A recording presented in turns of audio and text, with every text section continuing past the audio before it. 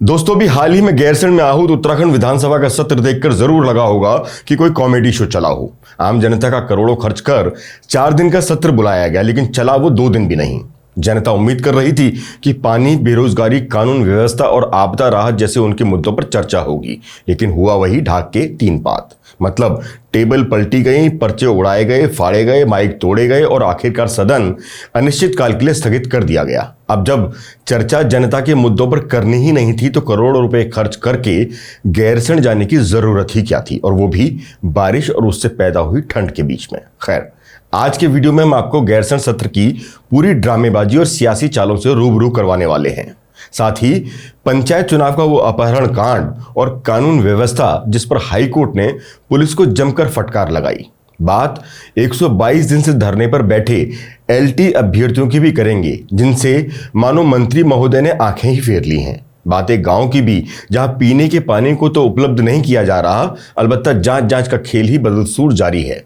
एक और चौंकाने वाली घटना भी सामने आई है, जहां प्रदर्शनकारी पानी में उतरकर विरोध करने लगे हैं पानी से बचने के लिए। और अंत में नजर डालेंगे उस आत्महत्या कांड पर जिसने प्रदेश की राजनीति को हिलाकर रख दिया है, क्योंकि उसमें एक बीजेपी नेता का नाम सामने आया है। तो चलिए वीडियो की शुरुआत करते हैं गैर होते गैरसैंण से। आप वीडियो के अंत तक बने रहिएगा।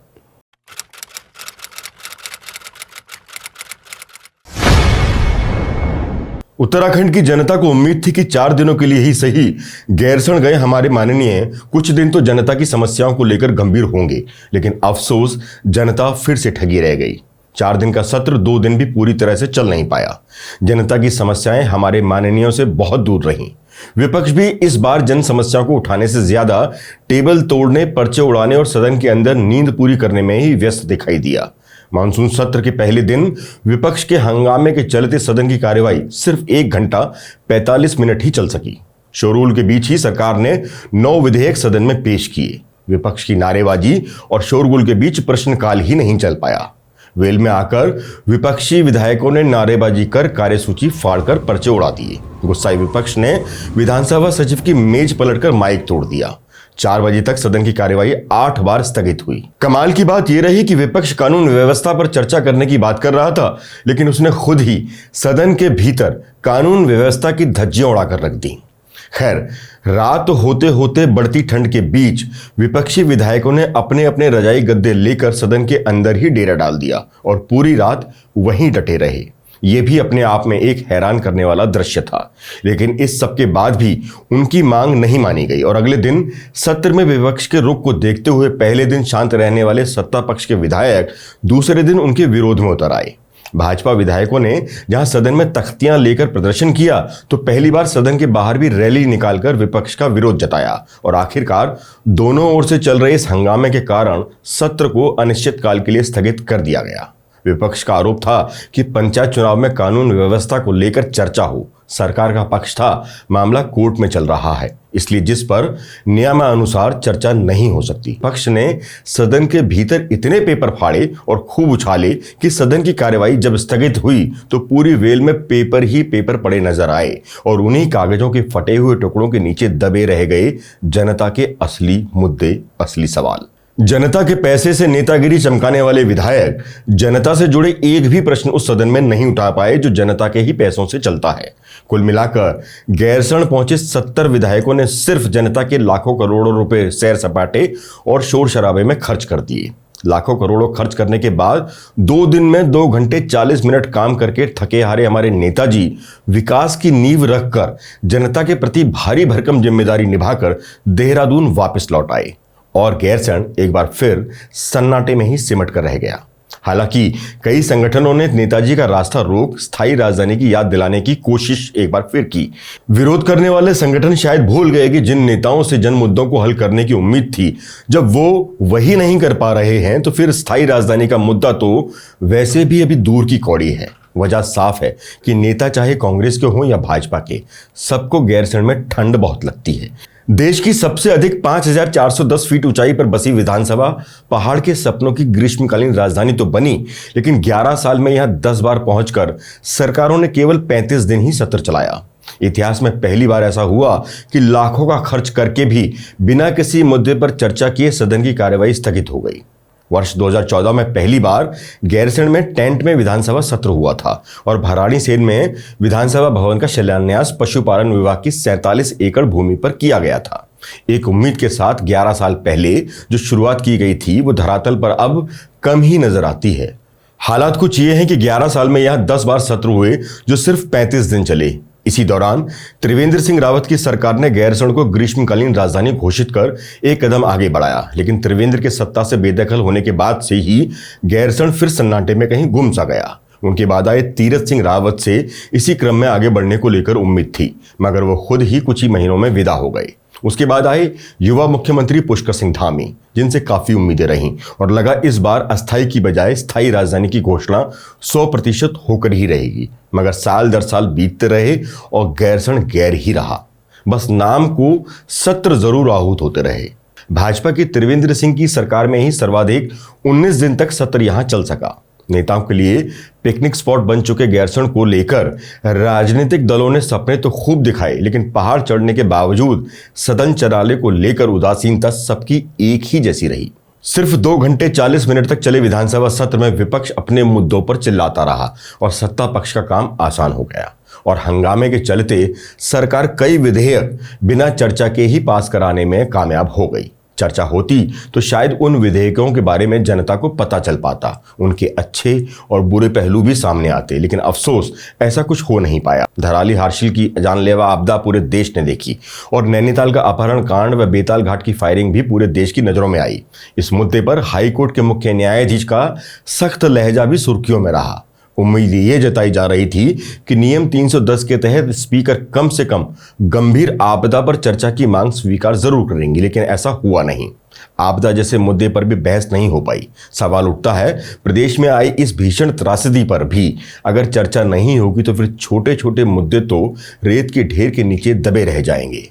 आपदा पर बहस होने पर कई पीड़ितों से जुड़े अनछुए पहलू सामने आते, लेकिन ऐसा हुआ नहीं। उत्तराखंड राज्य बनने के बाद विधानसभा के इतिहास में ऐसा पहली बार हुआ जब बिना किसी भी चर्चा के सत्र पूरा हो गया। 4 दिन के सत्र को 2 दिन भी न चलना सवाल खड़े करता है। विपक्ष ने कहा सरकार सत्र नहीं चलाना चाहती और सरकार ने कहा कि विपक्ष ने सत्र चलने नहीं दिया। अब गलती किसकी है, पक्ष की या विपक्ष की? इसका मूल्यांकन हम जनता के ऊपर छोड़े चले जाते हैं, क्योंकि उनसे अच्छा मूल्यांकन करने वाला तो कोई है नहीं। मुख्यमंत्री पुष्कर सिंह धामी कहते हैं कि विपक्ष ने पंचायत चुनाव की अपनी निराशा और कुंठा के कारण सत्र को नहीं चलने दिया।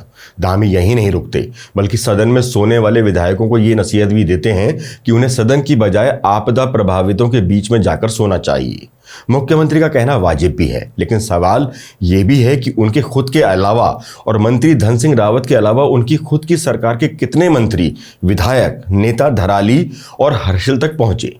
कितने दिन आपदा पीड़ितों के बीच जाकर सो पाए, जबकि उनके पास तो आने जाने के संसाधनों की भी कोई कमी नहीं थी। हाँ, मुख्यमंत्री धामी खुद मोर्चे पर जरूर दिखाई दिए, लेकिन अकेले। भाजपा जैसी बड़ी पार्टी के प्रदेश अध्यक्ष महेंद्र भट्ट तक आपदा पीड़ितों के बीच अभी तक भी नहीं पहुंच पाए हैं। हाँ, वो चुनावी गुना भाग में लगकर अपनी कुर्सी बचाने की जुगत में जरूर लगे रहे। इसके विपरीत कांग्रेस के प्रदेश अध्यक्ष करण माहरा और कांग्रेस नेता गणेश गोदियाल ने जरूर इन आपदा प्रभावितों के बीच जाकर उनके साथ समय गुजारा और उन्हें ढांढस भी बंधाया। भराड़ीसेन के छोटे से विधानसभा सत्र के बाद सोशल मीडिया पर तीखी प्रतिक्रियाओं का सिलसिला शुरू हो चुका है।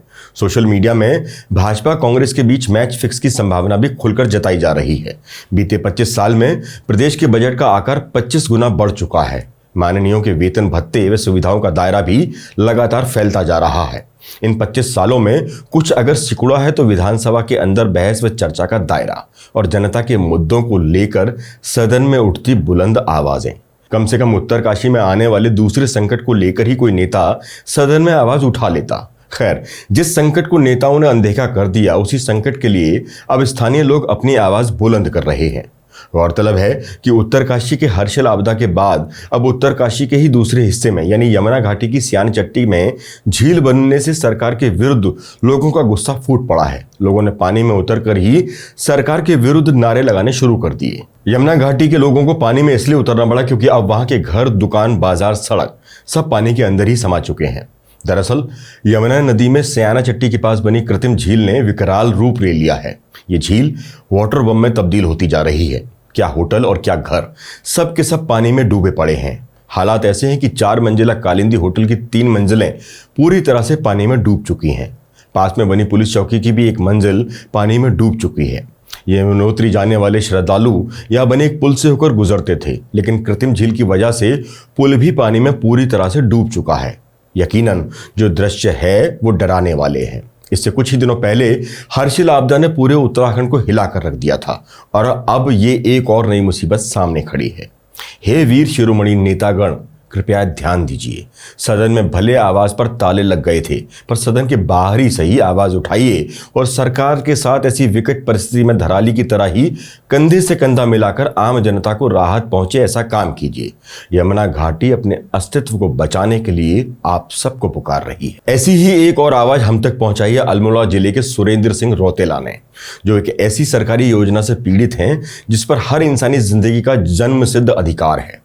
अपने गांव की एक समस्या पर वो कहते हैं कि उनके गांव बटगल रौतेला ब्लॉक हवाल बाग में, जो कि जिला अल्मोड़ा में आता है, यहां पर जल जीवन मिशन के अंतर्गत प्रारंभ में ही गांव से 3 किलोमीटर दूर टैंक बना दिया गया, जिससे 4 साल तक सभी ग्रामीणों को काफी परेशानी उठानी पड़ी। खूब भागदौड़ और लिखत पढ़त के बाद पानी का टैंक गांव के अंदर ही स्वीकृत हुआ। 22 फरवरी 2023 को टेंडर भी निकाल दिया गया, लेकिन इतने वर्ष के बाद भी समस्या वहीं की वहीं खड़ी है। टेंडर प्रक्रिया पूरी होने के बाद भी कार्य अभी तक पूरा नहीं हुआ। मुख्यमंत्री पोर्टल पे सूचित करने और कई प्रार्थना पत्र देने के बाद भी समस्त कार्य की जांच के आदेश जिला अधिकारी अल्मोड़ा के द्वारा दिए गए, लेकिन आज तक उस पर कोई कार्यवाही हुई नहीं। वर्तमान समय में भी 3 महीने से पीने के पानी की किल्लत झेल रहे हैं सभी ग्रामीण। विभागीय जांच के लिए अधिकारी भेजे तो जाते हैं, लेकिन वो गांव तक पहुंचते नहीं।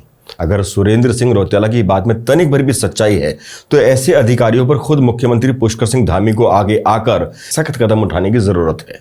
हमें उम्मीद है कि इस वीडियो को अगर सरकार देख रही है तो पानी जैसी बेसिक समस्या का हल कर ग्रामीणों को सालों से हो रही समस्या से निजात दिलाएगी और दोषी अधिकारियों पर कठोरतम कार्रवाई भी सुनिश्चित करेगी, क्योंकि ऐसे ही कुछ लापरवाह अधिकारी हैं जो 2023 से एक गांव को पीने के पानी के नाम पर उलझाए बैठे हैं। एक आवाज और है जो इस प्रदेश के युवाओं की है।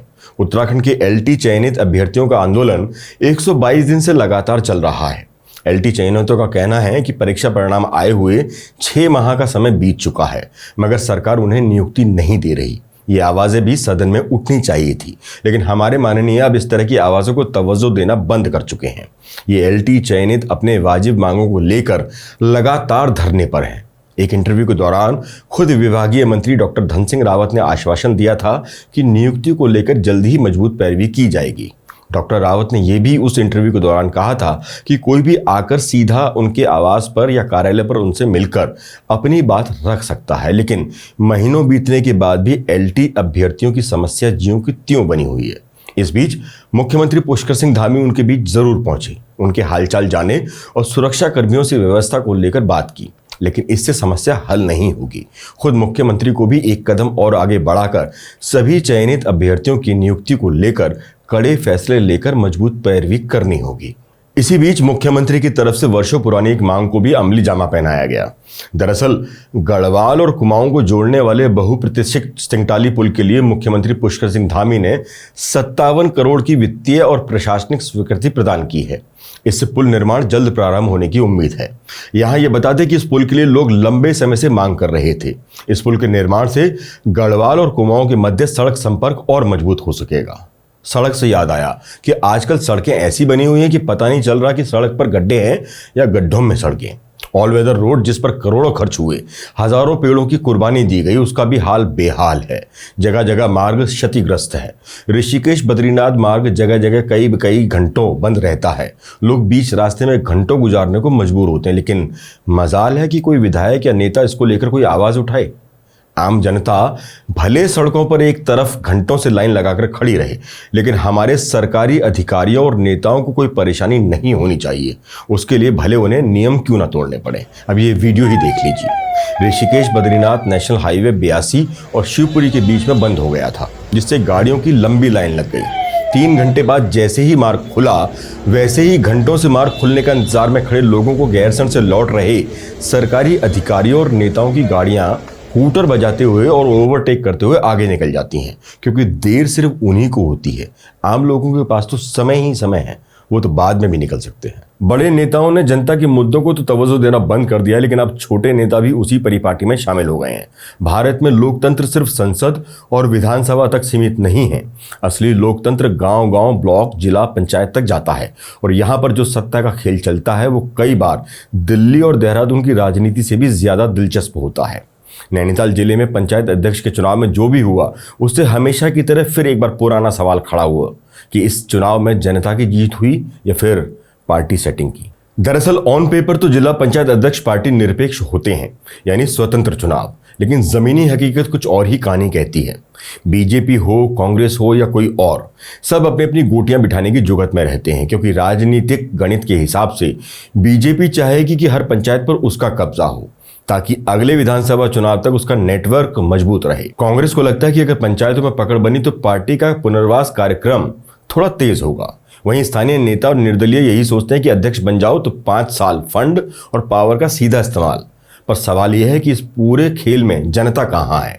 गांव का नौजवान जिसने बेरोजगारी से लड़ाई लड़ी, किसान जिसने मुआवजे की आस लगाई, या महिला जिसने रोजमर्रा की सुविधाओं के लिए वोट दिया, इन सभी की उम्मीदें इस पॉलिटिकल सेटिंग में कहीं खो सी जाती हैं। मतलब लोकतंत्र का सबसे लोकल रूप भी धीरे धीरे पावर गेम में बदलता जा रहा है। कुल मिलाकर निचोड़ यही है कि नैनीताल जिला पंचायत अध्यक्ष चुनाव हमें फिर यही सिखाता है कि भारत में चुनाव सिर्फ जनता के लिए नहीं होते, बल्कि सत्ता और विपक्ष दोनों की रणनीतिक चाल का हिस्सा बन है। बहरहाल सरेआम अपहरण से शुरू हुआ सारा मामला अपनी मर्जी से घूमने जाने तक पहुंचा। इस घटनाक्रम के बीच भाजपा नैनीताल में अपना अध्यक्ष बनाने में कामयाब हुई, जिसके बाद लापता जिला पंचायत सदस्यों का बीजेपी ने फूल मालाओं के साथ जोरदार स्वागत किया। हालांकि उनसे जब सवाल पूछा गया कि वो चुनाव के दिन बिना मतदान किए क्यों गायब हो गए थे और वो कौन लोग थे जो उन्हें लेकर गए थे, जिसका वीडियो भी सामने आया था, इस सवाल के जवाब पर तरुण कुमार शर्मा नाम के एक सदस्य ने कहा, वायरल वीडियो में जो लोग दिख रहे हैं वो उन्हीं के लोग थे और वो खुद अपनी मर्जी से उनके साथ गए थे। पिछले वीडियो में हमने इस पूरे प्रकरण पर विस्तार से बताया था, जिस पर कई दर्शकों ने हमसे सवाल किया था कि 5 जिला पंचायत सदस्यों के नाम भी बताएं। तो आपको जानकारी के लिए बता दें कि 5 सदस्य दीपक बिष्ट, तरुण शर्मा, विपिन जंतवाल, प्रमोद कोटलिया और दीगर सिंह मेवाड़ी थे, जिनको लेकर नैनीताल जिला पंचायत कई दिनों तक सुर्खियों में रहा। अब जनता इस पूरे घटनाक्रम और इन सदस्यों को किस नजरिए से देखती है वो जनता ही जाने, लेकिन कोर्ट ने तो इन घुमक्कड़ सदस्यों की बात तक सुनने से इनकार कर दिया है। मुख्य न्यायाधीश न्यायमूर्ति जी नरेंद्र की टिप्पणी गौर करने वाली है। मुख्य न्यायाधीश ने कहा, हम उनकी कहानी नहीं सुनना चाहते हैं, उनकी कहानियों का मोल एक कौड़ी का भी नहीं। नैनीताल में जो कुछ हुआ उसने कानून व्यवस्था को सबसे ज्यादा कटघरे में खड़ा किया। नैनीताल हाईकोर्ट ने भी जो कुछ कहा वो अपने आप में कानून व्यवस्था के लिए एक बड़ा सवाल है। जिला पंचायत अध्यक्ष और उपाध्यक्ष चुनाव के दौरान हुई हिंसा और फायरिंग की घटनाओं पर नैनीताल हाईकोर्ट ने कड़ा रुख अपनाया है। सुनवाई में कानून व्यवस्था की दुर्दशा को लेकर उच्च न्यायालय ने नैनीताल के वरिष्ठ पुलिस अधीक्षक प्रहलाद नारायण मीणा को बुरे तरीके से लताड़ लगाई। जानकारी के मुताबिक उच्च न्यायालय के मुख्य न्यायाधीश न्यायमूर्ति जी नरेंद्र ने पूरी सुनवाई के दौरान 3 बार प्रहलाद नारायण मीणा को एसएसपी पद से तबादला करने को कहा। कोर्ट ने तल्ख टिप्पणी करते हुए कहा कि हथियारबंद हिस्ट्री शीटर खुलेआम कैसे घूम रहे थे और पुलिस हाथ पर हाथ धरे क्यों बैठी रही। मुख्य न्यायाधीश ने एसएसपी से पूछा कि इस गैंग के आने को लेकर आपके पास इंटेलिजेंस था या नहीं, तो एसएसपी ने सवाल का जवाब देने के बजाय कह दिया कि कोई गैंग नहीं था। इस पर मुख्य न्यायाधीश ने नाराजगी भरे स्वर में कहा, कोई गैंग नहीं था से आपका क्या मतलब है? क्या हम अंधे हैं? आपकी राय में उनको क्या कहते हैं, व्यक्तियों का जमावड़ा? साफ दिख रहा है कि हर कोई रेनकोट के अंदर तलवार लिए खड़ा है। जिसके बाद कोर्ट ने साफ कहा, हम एसएसपी पर अब विश्वास खो चुके हैं। जिसके बाद न्यायाधीश ने सरकार को एसएसपी के तत्काल ट्रांसफर के आदेश दिए। इस पूरे प्रकरण पर सुनवाई करते हुए हाई कोर्ट ने नैनीताल पुलिस की लापरवाही को गंभीर माना। एडवोकेट जनरल ने कोर्ट के समक्ष स्वीकार किया कि नैनीताल पुलिस से गलती हुई और एसएसपी को एक मौका देने की अपील की, लेकिन कोर्ट ने इसे मानने से इनकार कर दिया। अब सवाल यही है, क्या कोर्ट के आदेश पर एसएसपी नैनीताल पर पुलिस विभाग कोई कार्रवाई करेगा भी या नहीं? खैर, पुलिस विभाग क्या करेगा ये तो समय बताएगा, लेकिन सूबे के मुखिया पुष्कर सिंह धामी जरूर एक्शन में आ गए। नैनीताल में हुई घटना पर बड़ी कार्रवाई की तैयारी शुरू हो गई है।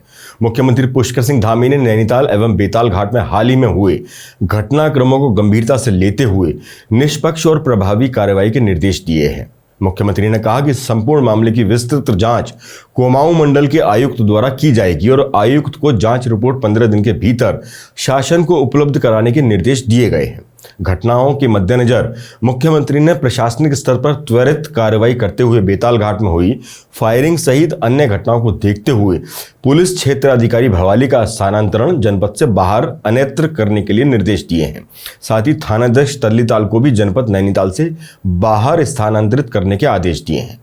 मुख्यमंत्री ने यह भी स्पष्ट किया है कि नैनीताल एवं भवाली में हुई घटनाओं तथा इस दौरान दर्ज समस्त प्राथमिकी की विस्तृत जांच अब सीबीसीआईडी के द्वारा की जाएगी। उन्होंने कहा कि राज्य सरकार किसी भी स्थिति में कानून व्यवस्था से समझौता नहीं करेगी और दोषियों के खिलाफ सख्त से सख्त कार्रवाई सुनिश्चित की जाएगी।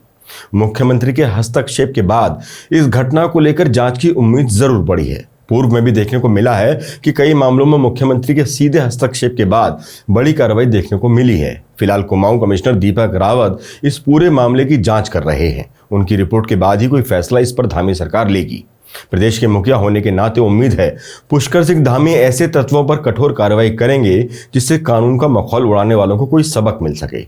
इसके साथ ही प्रदेश के मुखिया पुष्कर सिंह धामी को उस ऑडियो की भी जांच करवाने की जरूरत है जिसमें भाजपा प्रदेश अध्यक्ष का गोलियां तो चलती रहती हैं वाला मुद्दा वायरल है। ऐसे में अगर जांच में ऑडियो गलत पाया जाता है तो दोषी व्यक्ति को कठोर सजा मिलनी चाहिए, लेकिन अगर वो ऑडियो जांच में सही पाया जाता है तो मुकदमा प्रदेश के भाजपा अध्यक्ष महेंद्र भट्ट पर भी होना चाहिए। आखिर सवाल देवभूमि की संस्कृति का है और बराबरी का है। एक और हैरान करने वाली घटना भी इस प्रदेश में देखने को मिली है जो पुलिस के लिए बड़ी चुनौती है। दरअसल मामला डोईवाला निवासी जितेंद्र नेगी का है जिसने गढ़वाल के श्रीनगर में खुद को गोली मारकर आत्महत्या कर ली। आत्महत्या से पहले उसने एक वीडियो रिकॉर्ड कर सोशल मीडिया पर डाला था।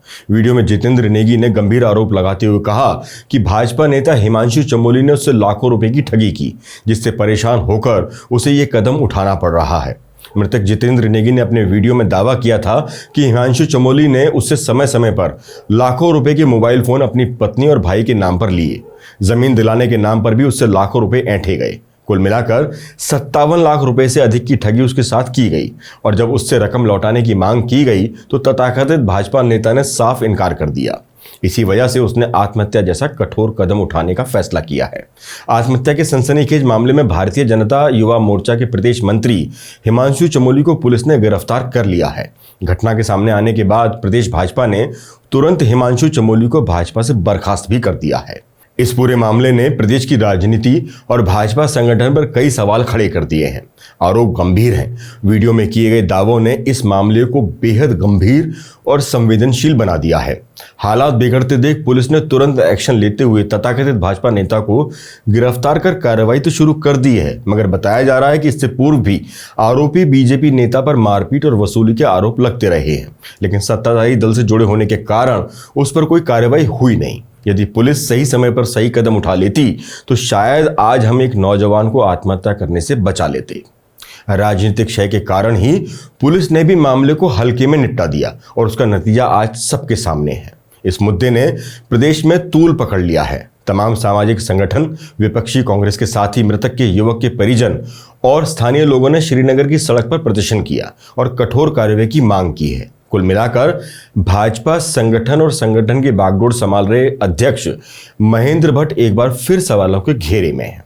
अंत में सिर्फ एक बात है जो सामने दिखाई देती है कि चाहे गैर होती गैरसण हो, कानून व्यवस्था हो, आपदा का दंश झेल रही प्रदेश की जनता हो, सब बेहाल है। बस कोई पिस रहा है तो वो है आम आदमी, और चुप्पी साधे कोई बैठा है तो वो है उस आम आदमी का नेता जिसे जनता ने अपनी आवाज बनाने के लिए सदन के दरवाजे तक भेजा है अपने वोट की चोट से। मगर जब बारी आती है जनता के लड़ने की तो नेताओं के मुंह पर अलीगढ़ी ताला लटक जाता है। पर यहां सवाल दोस्तों आपसे भी है, क्या यूं ही मूक दर्शक बने रहेंगे आप या अपने जन मुद्दों पर आवाज भी उठाएंगे? कमेंट बॉक्स खुला है, कमेंट कीजिए और जनता की आवाज सरकार के कानों तक पहुंचाइए। आज के लिए इस हफ्ते में बस इतना ही। जय हिंद, जय उत्तराखंड।